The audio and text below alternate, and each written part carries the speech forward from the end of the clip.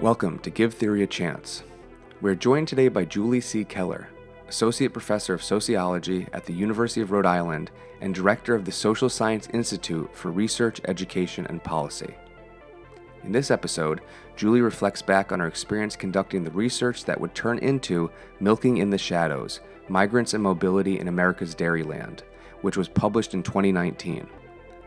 Julie also shares sociological life lessons on the importance of both being aware of larger social structures, but also understanding how within the interconnected system, actions of individuals can lead to change.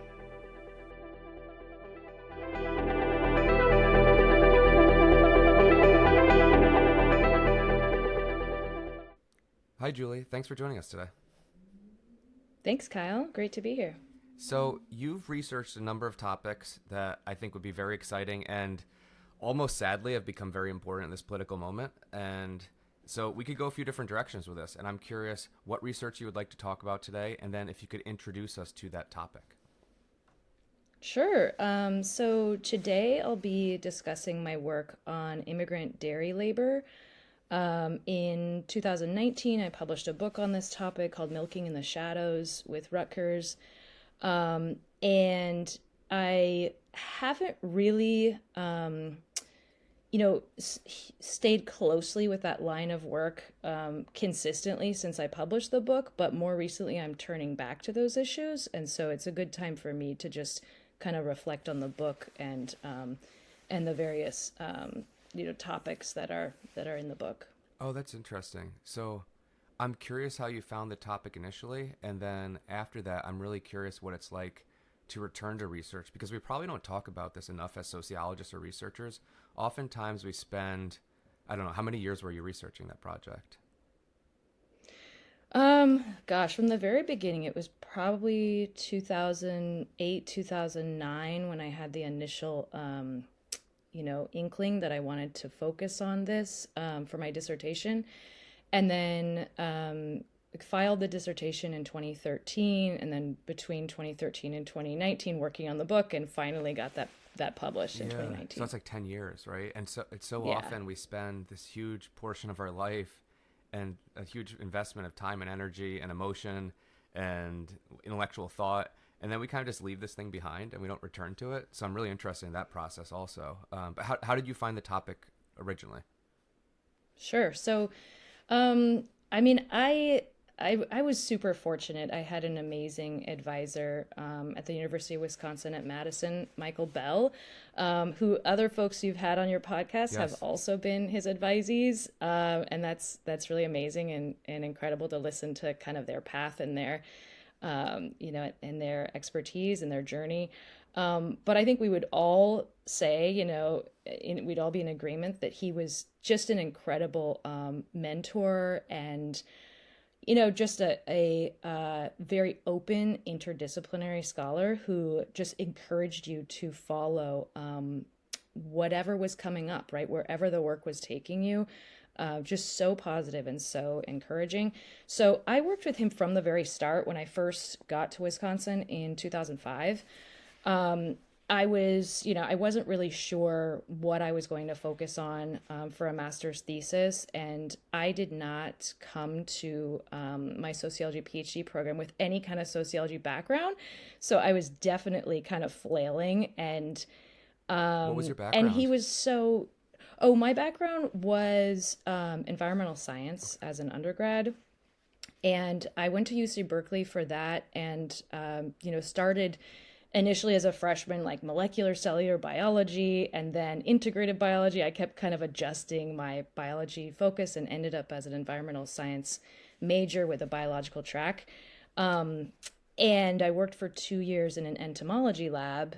And then I ended up as a sociology grad student, after that. But to kind of skip over some of those transitions, Michael Bell was just incredible in helping me to really narrow in on what exactly I wanted to do as a grad student. And so encouraging as far as, you can do this. This is great, at moments when I thought, no, I just want to leave with the master's. He said, no, you're doing the PhD. Come on. What are you talking about? But he was really helpful in that transition also from once I did decide on a master's thesis, a topic for that, which ended up being women farmers. He helped me to really think about doing something different for the dissertation. And he was encouraging me to, if I wanted to stay with that path, looking at women farmers and and also queer farmers became a focus. He was encouraging that as well, but also very much encouraging me to look around. What else are you thinking here? So I'd say that's probably the germ of that pivot to looking at immigrant dairy workers was Michael Bell. And so with his help, I began to work with Jill Harrison, who was a new faculty member at that time. And she came in, she's an environmental sociologist, and she was already working on a survey of immigrant dairy workers in Wisconsin. So it was just like a natural fit for me to ask her to be a co-advisor. So it really began with that pivot. And in terms of why I was looking around, I think I just thought there's this population of workers that we were just starting to understand in Wisconsin and just starting to recognize, and we had a lot of questions, and there was just a lot of opportunity to learn about what was happening with this new community. And so once you have this topic, how do you actually go about conducting the research? Thankfully, because of Jill Harrison, she had this incredible survey that she had done of several hundred dairy workers, including Americans as well, but immigrant workers who were overwhelmingly undocumented, but also interviewing American citizen workers as well to try to get that comparative focus on, everything from, working conditions, health concerns, relationships with their bosses and things like that. So that really opened the door to conducting the kind of work I wanted to conduct, which would have been more ethnographic, much more qualitative, really leaning into understanding the network kind of more fully. Okay. And so was it difficult for you to get access, or because that connection was already established, were you able to kind of build on that without too much of a problem? It was super helpful to have the connections that were already built. And so, there were a couple really key people in the field who were in the community working with folks, and I just would meet with these people and write down everything they said in terms of how to connect with workers. They would introduce me to workers, which was really helpful, and then those workers would hook me up with other workers who were in Mexico at the time, and sort of guiding me through the process of where to go in Mexico, which towns, which state to focus on first of all within Mexico, and then from there which towns to focus on, and just using those connections in the community to kind of get me there so that I could accomplish this multi-sided transnational project. Was there any hesitation to speak to you from many people? Because I'm curious, because you're dealing with people who are in a precarious position, which is being magnified right now. We're seeing what type of precarious position people are in. But even at the time, thinking about just the danger in terms of labor, right? So it's really easy to get fired when you're a worker who's existing in that status. So was there any hesitation at all, or were people actually excited to tell their story? I'd say it depended on how I was introduced to particular workers, and as long as I was with a trusted member of the community, it was okay. But I have lots of stories of me sort of traveling by myself and not necessarily having that trusted person with me, having another trusted person, but kind of gaining the trust of, for example, farmers. If you are going onto their property, and it's like a cold call, basically. You're just showing up, and you might be with a worker who you've established a level of trust with, but the farmer doesn't know who you are. So I've had different situations come up, and thankfully they resolve themselves. But it's like different, multiple layers of different types of trust that you're attempting to establish with different actors, right? It's very complicated. Yeah. Was there a particular social theorist or theory that you found useful as you were making sense of what you were learning in the field or what you were seeing when you're out conducting this research? Yeah, so yeah, to kind of back up a little bit, I had this, this population of workers, and in its most sort of in the broadest sense, I just was so curious about how they arrived to Wisconsin, Yeah. what their lives were like in Wisconsin, what were working conditions like on the farms, what led them to Wisconsin, what were the different factors involved, but then also what was life like on the other side of the border, and interviewing folks in their hometowns in Mexico to understand what their lives were like when they were in Wisconsin and a little bit in Minnesota as well. So just really trying to wrap my head around this migration network and the different components of that migration network. So I began to be really interested in, of course, a lot of migration scholarship and some of the major scholars working in that area, the kind of sub area of new destination immigration. That was something that was really coming to light, and more work was being published in this area when I was in grad school. And it was basically trying to understand this geographic shift that we were seeing in really specifically in the United States, where you have more and more immigrants moving to different parts of the country, and why, and sort of trying to understand the causes of that, and then also the implications. So I situated my work within that area, but then also I was reading some work on mobility and mobilities theory, and John Urey, and trying to think about this phenomenon in my own research as a situation of mobilities, as a situation of paradoxical mobilities. You have mobility and you have immobility, and those early mobility folks were critiqued for focusing too much on the mobility aspect of this globalization. This was like that. I was in grad school when I started grad school in 2005, so there was this literature on movement and fluidity, and and we should start thinking about not society but post society. Yeah. And so critics of that work were very much coming in to say, well, wait a second, what about immobilities and those individuals who are rendered immobile, but also forced to be mobile due to economic desperation or other kinds of desperation and vulnerabilities. So that's kind of the work I was keying into when I was way back when in grad school, when I was looking at this phenomenon, and as far as the increasing number of immigrant dairy workers we were seeing, and trying to see where my work fit into that. So I found a lot of reassurance in that framework, and thinking about these workers as making up this migrant labor regime.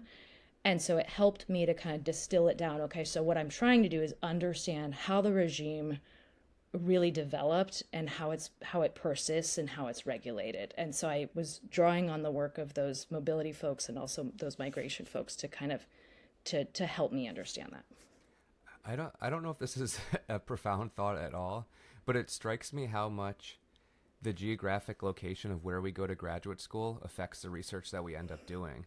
Because my research was very heavily influenced by ending up at the University of Minnesota. And when we're choosing programs, we're often not choosing them because we're saying, okay, if I go to Wisconsin, I'll have access to dairy farms. That's not our goal. We're saying, all right, what's the best program? Who's the academic that we can work with? Who are the potential advisors? Who gives me funding? And then the topic that we end up choosing, I mean, if you ended up in a different part of the country, this research might not, even if you wanted to do it, might not have been viable, right? Right. No, that's so true. And I guess it makes me think about a couple things. I'm from California originally, and I grew up in the Central Valley. So, big ag was like, Yeah. that's the norm. And so it was so much the norm growing up around industrial agriculture, that it took moving to Wisconsin and sitting in these classes, these rural sociology classes, learning about agriculture like writ large in the United States, learning about small scale farming, learning about big ag, it took moving to Wisconsin to recognize what was happening in California, that was a very distinct kind of agriculture that was happening. Yeah.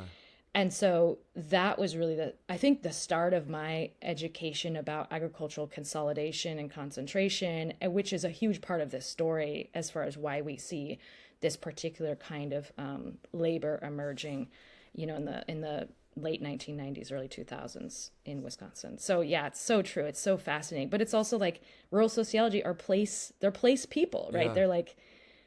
They're sociologists of place. And so it makes sense in that way that those folks and studying with those folks led me to kind of look around, right? What's happening here in Wisconsin? Yeah. Yeah. And the program that you end up in, like you're pointing out, when I think of really strong sociology programs that bring in a lot of geographic focus and where you're also reading people from geography, Wisconsin seems to be that place, which is, I didn't even realize that so many of you were coming from the same advisor till you pointed that out, but that makes a lot of sense, right? Yeah. So what were some of the findings from your research? So, as I was tracing this migration network and trying to understand how it developed, how it persists, how it's regulated, what I landed on was basically that there are these paradoxes of immobility and mobility that migrants face at every step of the way. And so, just one example of this is, the very much hidden ways that the movement of migrants is facilitated via employers through wiring money down to Mexico so that migrants could fund their journeys north, their unauthorized journeys, in order to pay coyotes to get across the border. Having that money up front, well, where did it come from? Coming in many cases from their employers up north. So someone that they had worked with before and established this trust with, or even maybe it's the boss of a relative who's already in Wisconsin, right, who is facilitating that connection. And then being able to also interview a handful, I think I interviewed 9 or so farmers about their perspective and why they began hiring immigrant workers, and getting these stories and being able to match them up. Oh, right. Yeah, this is right. This is how it happens, right? And farmers opening up about all the different payments that they are wiring down to Mexico in order to ensure that a continuous supply of labor on their farm. When you're talking, so I'd say that's one of those, just like one of the layers of the paradoxes, right, is enabling and facilitating the mobility, but then when workers get to the farm in Wisconsin, being faced with so many different forms of surveillance in many cases, living on the farm, being watched by the farmer and the kin relatives of the farmer, lack of driver's licenses in Wisconsin, lots of different ways their mobility is regulated and just made so difficult when they arrive. You answered my question even before I asked it. That was good, because I was curious if that's the system, how indebted you are to the company or farmer that brings you, and how much freedom or flexibility you actually have, because it seems like your path there was defined by them, and then your ability to exist in that space is at that point owed to them in a sense. Exactly. Right. And so the different layers of dependency, of indebtedness, not only actual financial payments, but this feeling of, I'm protected on this farm because the farmer has my back in so many different ways, but then how does that trouble the relationship between employer and worker when the workers are are really so ensnared in these networks of dependence. And it's very much in line with the work of Maggie Gray. She's a political scientist at Adelphi who's one of my collaborators, and she wrote Labor in the Locavore, and she found these similar layers of these paternalistic relationships between between employers and farmers in the Hudson, and employers and workers in the Hudson Valley, is just these relationships that I think the everyday sort of consumer, maybe we overlook when we see something is marked as, oh, it's local food, it's local, oh, but what are like the very complex, relationships looking like behind that? When you're talking about the farmers who are doing this, what size farms, what's the range that we're talking about?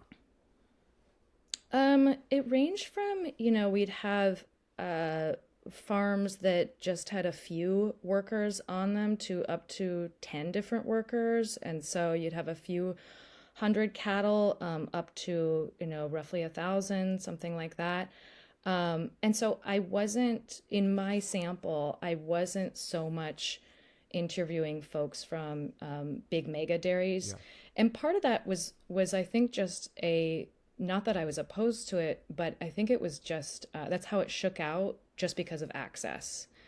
I think it's much more difficult to access some of these larger operations. So I think there's a clue in here as far as why, being from California, I'm always wondering, well, if we were to do a comparison to California and look at labor conditions on California dairies, first of all, like, what would we learn? But second of all, why am I not finding this work in the literature? And I think that's a big reason why. It's just, they're so hard to access. You have, all sorts of gates that are up, preventing that kind of access. And so, in Wisconsin, I was also able to say, oh, I'm a grad student at, in Madison, and having those community connections really allowed at least some kind of level of trust between myself and the farmers that I was interacting with to enable me access. But it's like, I just am, right now I'm on the verge of trying to sketch out what a California study might look like.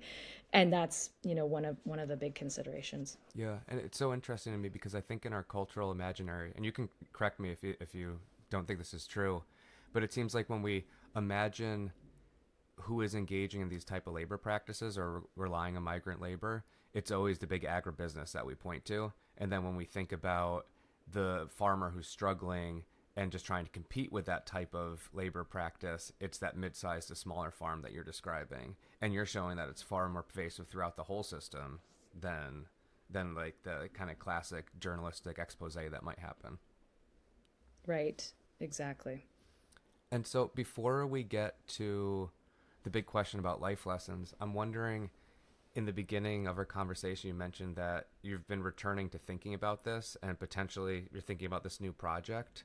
What is it like to go back after, in a sense, time away where you've worked on other types of projects and suddenly you're returning to the book, you're returning to these questions, you're reflecting on where we are as a country or where our food systems are?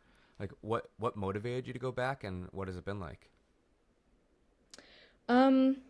Yeah, I think, you find yourself, as an associate professor, tenure for me was, 5 years ago, so I'm looking ahead at full. I'm in a very different life stage than I was when I did this work for my dissertation. I have kids now, I'm married, and just life looks really different from the different obligations also at work that we, are trying to balance that three-legged stool with our service and our teaching and our research. And it looks different doing work like this, and thinking about a study like this and pulling it off. It just looks really different, right? It's like, I can't spend the months. I spent, a 5-month chunk in Mexico, interviewing workers and spending time in these villages. I just can't do that. Yeah. So it's going to have to look different. But like, part of the reason why I left this area for so long is that I got a job in Rhode Island. And, the number of dairy farms when I got to Rhode Island was, I think it was like 20 something. And now it's like in the single digits. And so, in the whole state, in the state of Rhode Island.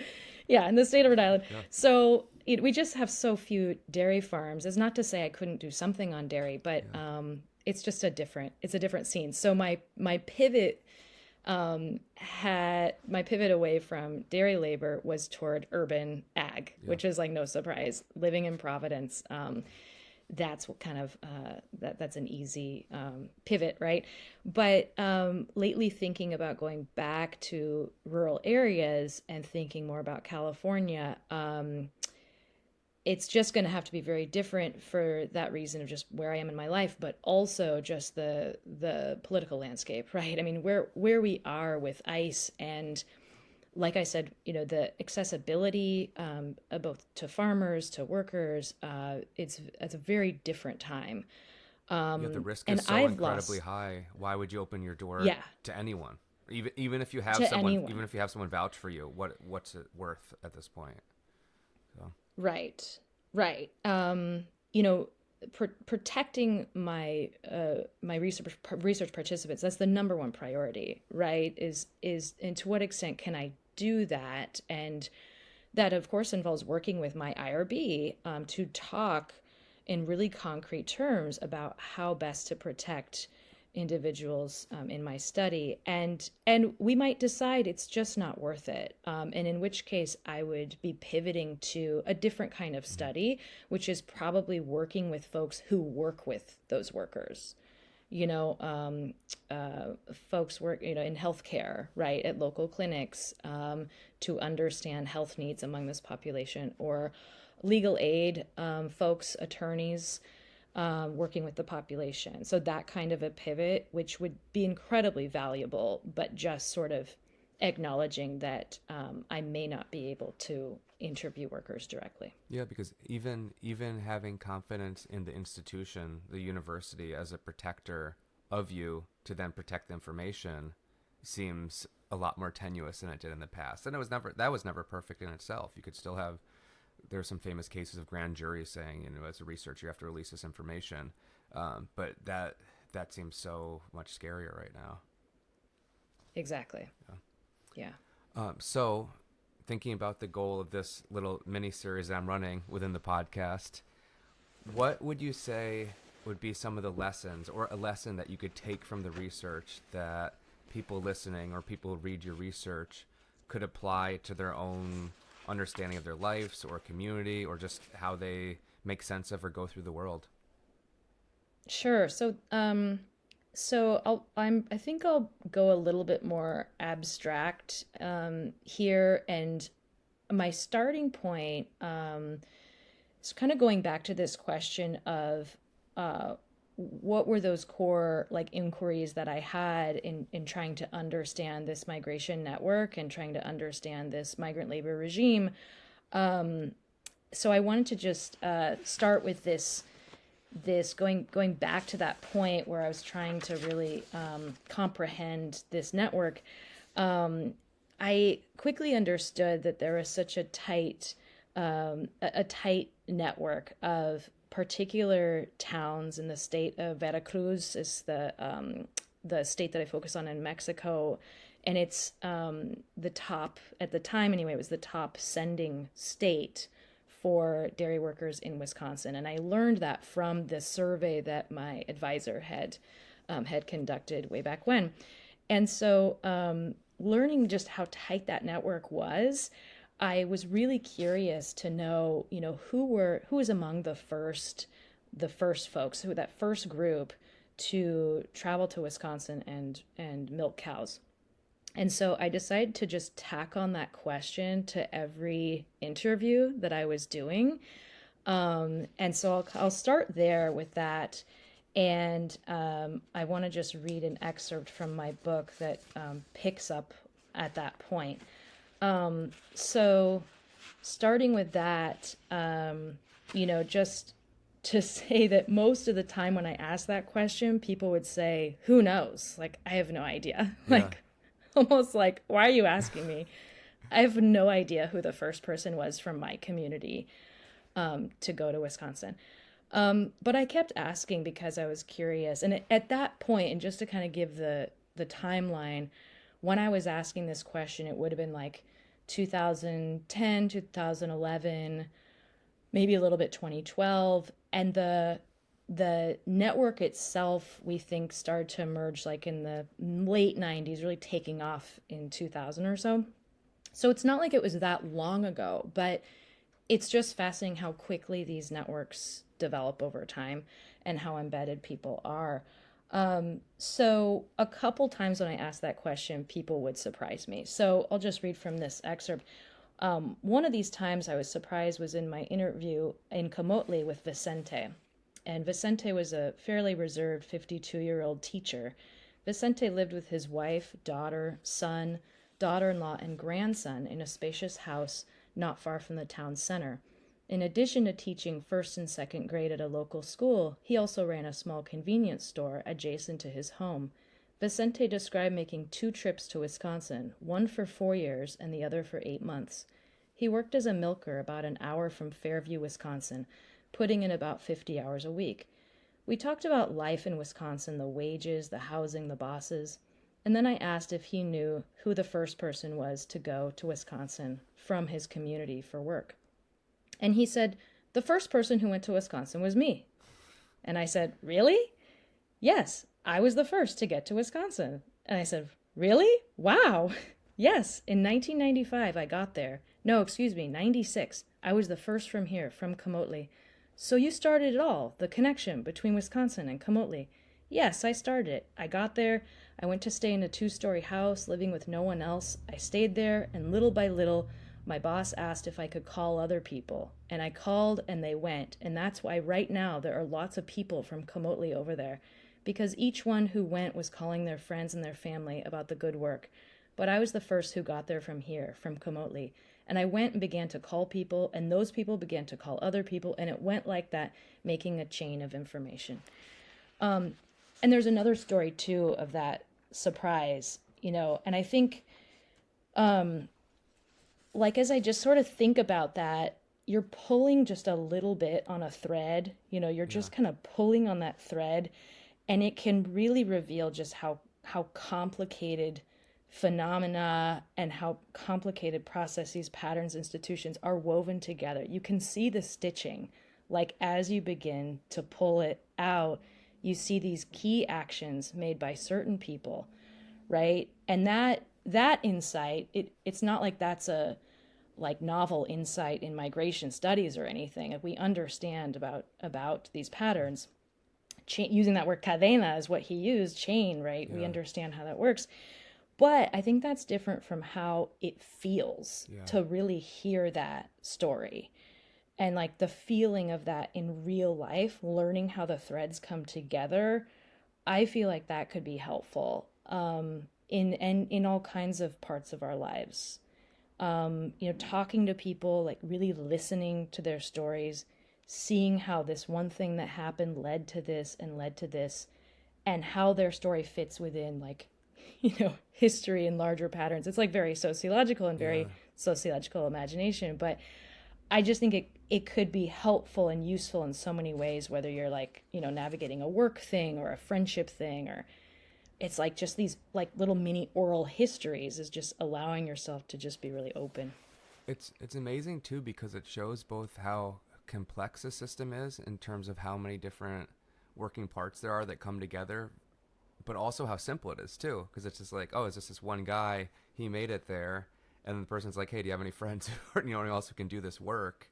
Which is, again, how we look at these complex social problems, institutions, and we ask, how do we end up this way? And sometimes it is as straightforward as that, like finding that first person who starts that thing going too. So there's almost something, if we're thinking about like social movements and stuff like that too, there might be something inspiring in there also, where everything is both overwhelming and too big, too grand, too complex to ever do anything. But then when you break it down to these single moments, it's like, well, here's this person who took this path, and then other people followed him. And now it's, when you're doing the research, that's the place that the workers come from. So, exactly. Yeah. Right. Exactly. And I think maybe, I was never a sociology major, as an undergrad, so I don't exactly know. My first social class was at grad school, but I did, mine was geography. Same. So it was like a little bit, it's pretty similar to yours. Nice. Because it was mostly physical geography. And then I went to Minnesota, Oh, and wow. suddenly we're just reading like philosophy and social theory. And I was like, wait, I was looking at like where plants grow and what people eat. So, Yes. yeah. Very similar trajectory. Yeah. Yeah. And so, but putting myself in the shoes of a social major, I would imagine that you maybe have this sense of things being so predetermined and so structural, Yes. right? Because I think, I think we tend to tell like these very structural stories. And one little note here is that, I teach our very large intro to social class every year, and it's like over 100 people. The last time I taught was in the fall, and it was 155. But the textbook I use for that is You May Ask Yourself Mm-hmm. by Dalton Yeah. Conley. And I had this realization very recently. I'm ashamed to say way too recently, because I've been teaching this book for a million years, that the term agency is not in the book. I really don't think Oh, it interesting. doesn't come up in the glossary Yeah. at all. And I'm like, why? Because yeah, it's just sort of this realization. Like, does that tell us something about how we've been teaching sociology? Yeah. And I think, like, just all the more importantly, to lean into these more ethnographic, like these interview based methods to see what they can tell us. These, and also the work of oral historians, right? Is like just oral histories. Yeah. I assigned this one oral history of Appalachian coal country, folks in Appalachian coal country. Alessandro Portelli, They Say in Harlan County. I assigned that for a class when I taught at Oberlin, and that was the best book. All of them just raved about Yeah. it. And all it was people, there was no like narrator coming in. Like, it was just their stories and just their histories. And there wasn't like, okay, so what this means, let me unpack this, right? So I don't know. I think there's something there. Yeah, and I think sometimes we forget that when we're teaching, and I forget that when I'm reading, because I'm always like, all right, what's the thesis statement? What's the takeaway lesson? And I think we're failing students if we have them skim through all those middle important parts. I mean, if Vicente was his name, right? Yeah. If Vicente did not go and did not have other people he could recommend, there would still be migrant labor, but it would be from a different location, and it would be a different group of people going, and a different region would be having this effect that you're looking at. And so we could focus on those systems. We certainly would be missing something, right? But, Right. I think that's good. That's a different type of lesson that we've had so far. That's really useful, both as someone doing research and someone trying to understand the world, and also trying to understand our own lives, which hopefully when sociology is done well, it hits at all three of those levels. Right. Exactly. All right. Well, thank you for joining. That was great. Thank you. Thanks so much, Kyle. It's exciting to be on the podcast. I've been listening, and my students have been listening for years now.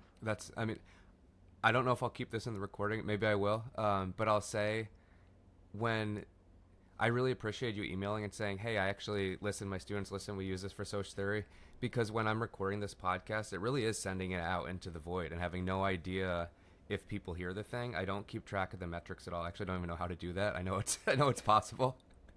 So I wait for people to randomly email, which is the way for me to be like, okay, I need to keep doing this. So it's great to hear, and that's why I keep trying to figure out different formats and different ways of recording. So I appreciate it. Nice. It's amazing. Thank you. All right, thank you.